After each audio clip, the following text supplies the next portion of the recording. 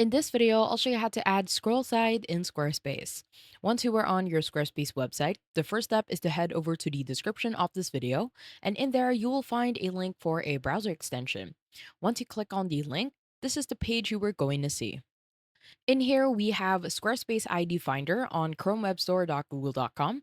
What you could also do is head over to chromewebstore.google.com, and on the right hand side, you will see the search bar, and from here, just search for Squarespace ID Finder.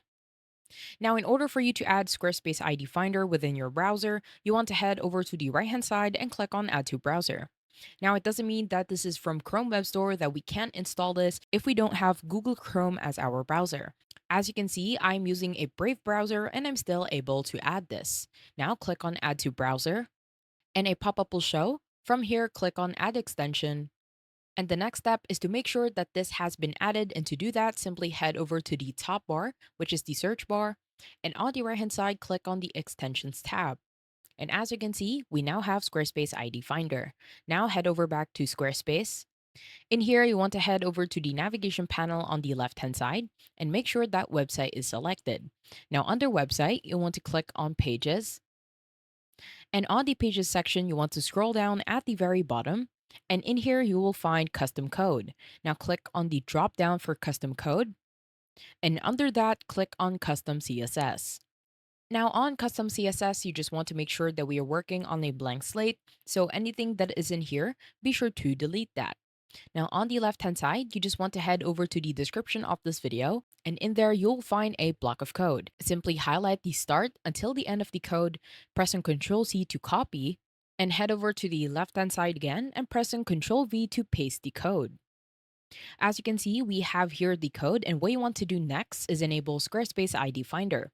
To do that, head over to the search bar, and on the right hand side, click on the extensions tab, and down below, you want to click on Squarespace ID Finder.